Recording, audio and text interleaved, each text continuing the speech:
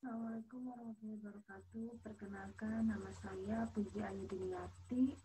Perwakilan dari kelompok 6 akan membahas tentang analisis kualitatif obat berdasarkan gugus fungsi, di mana kita memilih obat glukokortikoid. Ini merupakan nama-nama dari kelompok 6. Langsung saja struktur obat dan penjelasan obat. Bisa dilihat ini merupakan struktur umum dari glukokortikoid, di mana glukokortikoid adalah kortikosteroid yang fungsi utamanya menyimpan glukogen hepar atau hati dan berkhasiat nyata sebagai antiinflamasi. Glukokortikoid ini berfungsi untuk mengatur metabolisme glukosa dari protein atau sering disebut dengan gluconeogenesis, di mana itu merupakan suatu proses atau pembuatan glukosa dari senyawa bukan karbohidrat di dalam tubuh, sehingga hal ini dapat meningkatkan kadar gula darah di dalam tubuh. Untuk contoh obat dari glukokortikoid itu ada hidrokortison, dexamethasone, betamethasone, dan lain sebagainya. Kemudian mekanisme kerja glukokortikoid. Secara singkat, mekanisme kerja glukokortikoid diawali dengan glukokortikoid. Suatu glukokortikoid berikatan dengan reseptor glukokortikoid yang selanjutnya disebut dengan GR. Kemudian nanti GR itu akan terdisosiasi dari chevron, kemudian akan translokasi ke nukleus yang berfungsi sebagai transkripsi gen. Dengan berikatan dengan GRE atau gluconeogenesis, glukokortikoid reseptor elemen. Setelah berikatan dan membentuk ikatan kompleks, nanti glukokortikoid GR dengan GRE ini akan meregulasi transkripsi gen yang selanjutnya mengatur sintesis protein tertentu yang akan menimbulkan respon biologis. Nah, ini adalah penjabaran lebih jelas tentang mekanisme glukokortikoid. Selanjutnya ada hubungan antara struktur dan aktivitas obat. Di sini saya sudah siapkan strukturnya, sudah ada penggambarannya. Yang pertama, secara umum karakteristik struktur yang penting dari kortikosteroid adalah ikatan rangkap C4-C5. Ikatan rangkap C4-C5, gugus keton pada C3, gugus keton pada C3, dan rantai samping 17 beta ketol COCH2OH karena dapat menunjang aktivitas. Jadi ketiga ini merupakan gugus yang dapat menunjang aktivitas dari glukokortikoid. Tetapi sejumlah senyawa yang tidak mempunyai keto, C3 keto, masih mempunyai aktivitas cukup besar sehingga diduga gugus ini kecil sumbangannya terhadap kekhasan interaksi obat reseptor. Konsep interaksi obat reseptor cincin C dan D, cincin ini, lebih penting dibandingkan cincin A dan D. Dibandingkan cincin ini. Substitusi gugus 21OH di sini dengan klorin meningkatkan aktivitas gliko dan mineralokortikoid,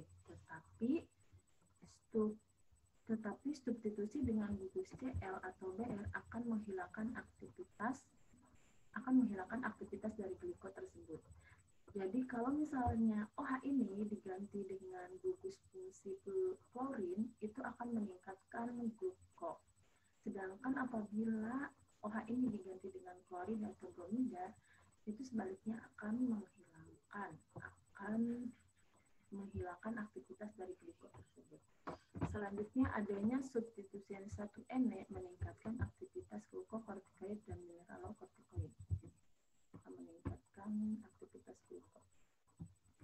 Kemudian secara umum struktur hormon glukokortikoid mengandung gugus keton atau hidroksi pada C11 11 ini dan gugus alfa OH pada C17 kolon. Selanjutnya, pemasukan gugus alfa CH3 pada posisi 2, 6, dan 16 meningkatkan aktivitas glikokortikoid. Pemasukan gugus 2 alfa CH3 meningkatkan aktivitas glukokortikoid oleh karena pengaruh halangan ruangannya dapat mencegah reduksi gugus 3 keton baik pada in vitro maupun in vivo tison.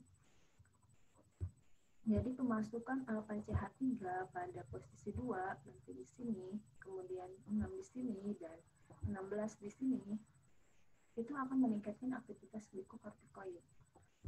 Kemudian pemasukan substituen 9 alfa fluorin dapat meningkatkan aktivitas. Di sini ada nih F.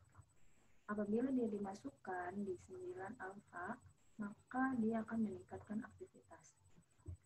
Pemasukan ikatan rangkap antara C1-C2 meningkatkan secara nyata aktivitas glukokortikoid dan aktivitas anti radang.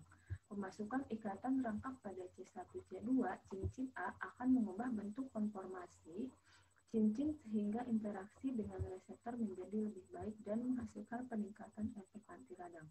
Adanya ikatan rangkap pada posisi 9-11 bila tidak ada gugus oksigen pada posisi 6 dan 7 tidak mempengaruhi aktivitas.